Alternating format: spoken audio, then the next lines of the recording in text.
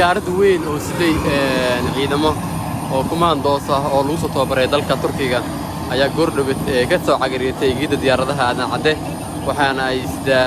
ciidamo oo kumaandoos ah oo muddo sanadaha tababar ku qaadanayay dalka Turkiga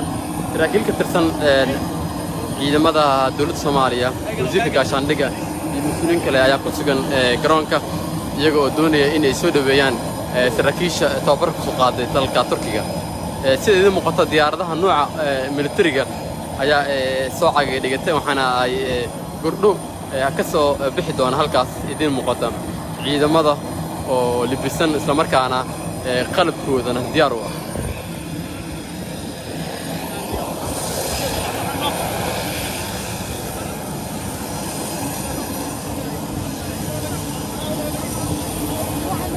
iyagoo ordaya oo qalabkoodana u dhameystiran yahay ayay ka soo degeen garoonka diyaaradaha Muqdisho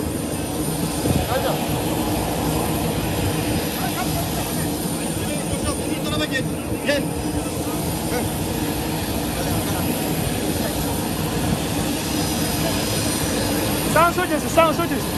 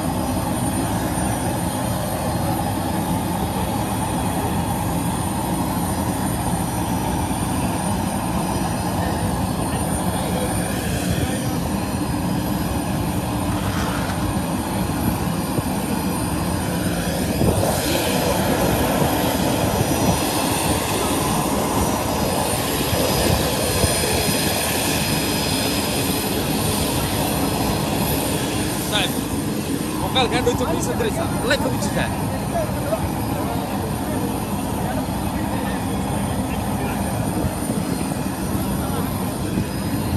iyagoo ku libisan dharka ciidanka isla markaana sita qalabkooda ayay ka soo degeen garoonka diyaaradaha Muqdisho waxaana ay ka soo kactameen dalka Turkiga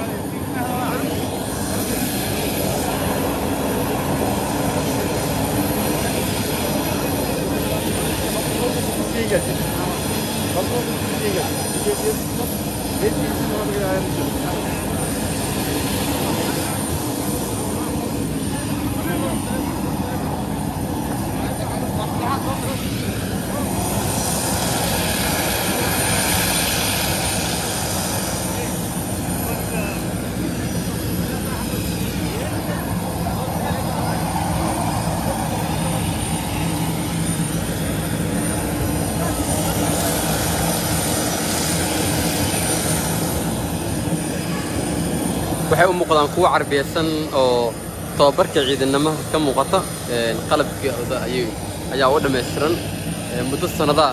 ayay tababar ku soo qaadanayeen dalka Turkiga waxaana ay qayb ka noqon doonaan ciidamada kumaandooska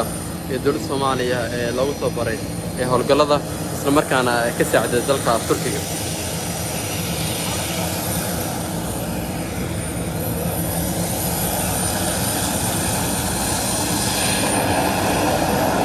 saraakiil Turkiya ayaa goobta ku sugan oo iyaguna halkan ka hadli doona beedmo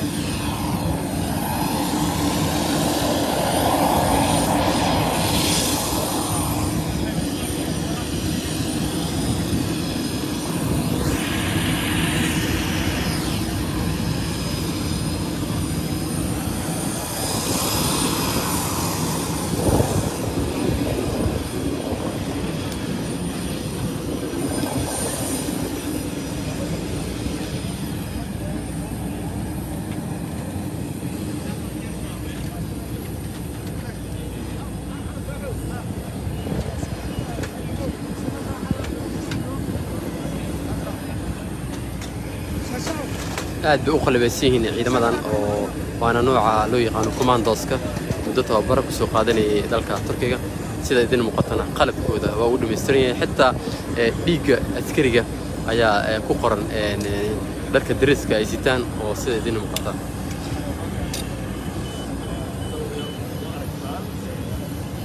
dalka Turkiga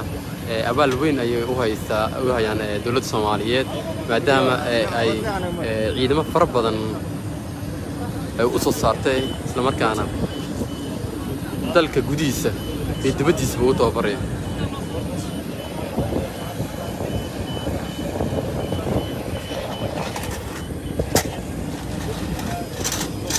waxaan idin soo tabin doonaa khudbadaha ay jeedin doonaan mas'uuliyiinta dawladda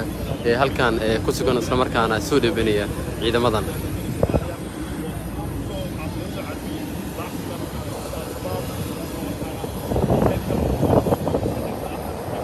aad bay u carbeysan yihiin waxaana ka muuqata dhiiranaanta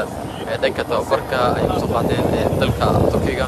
oo gacan weyn dawladda Soomaaliya ka siisay tababarka ciidamada dib u soo celinta dhanka qalabka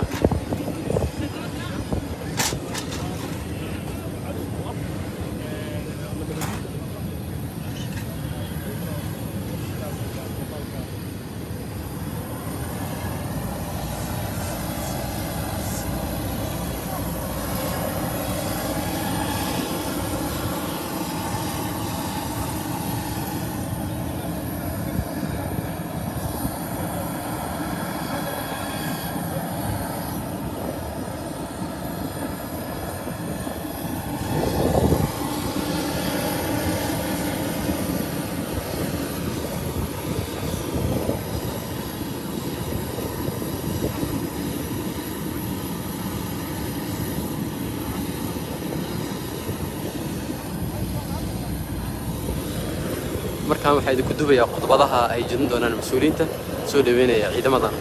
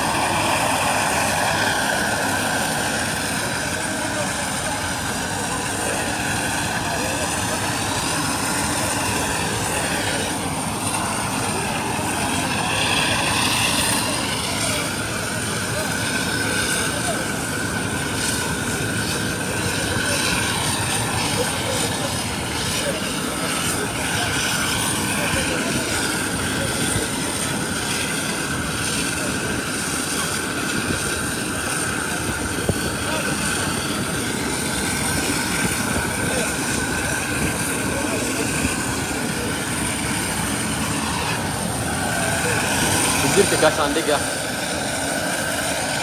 saraakiil ka tirsan ciidanka ayaa hadda booqanaya ciidamada tababarka loo keenay dalka Turkiga.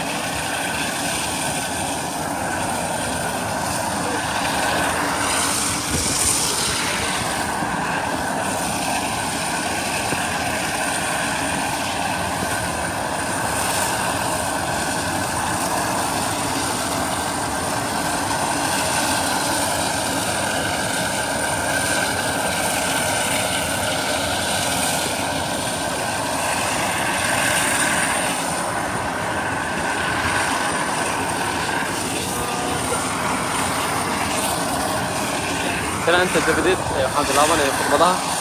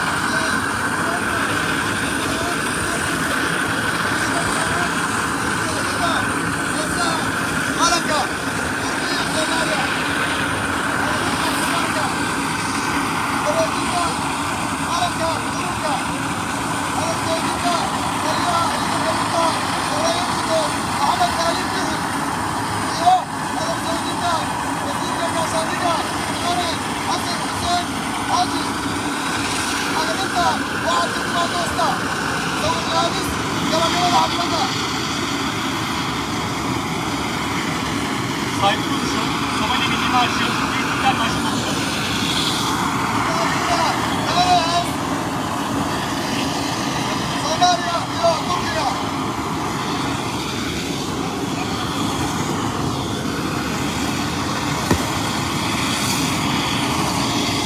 Hey, parti istemiyorsun.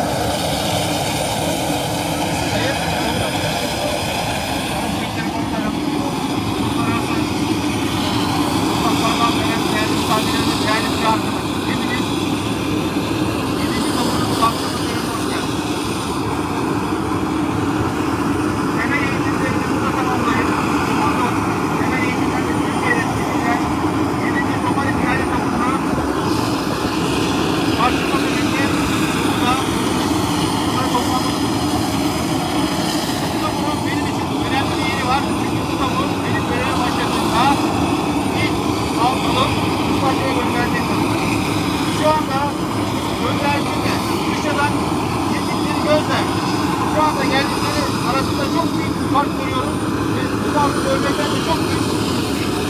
Ben 7. Somali hikaye tavuğu Somali Silahlı Kuvvetleri'ne çok büyük katkılar sağlayacağını, güvenlik kapsamında inanıyorum ve kendilerine görevlerinde başarılar diliyorum.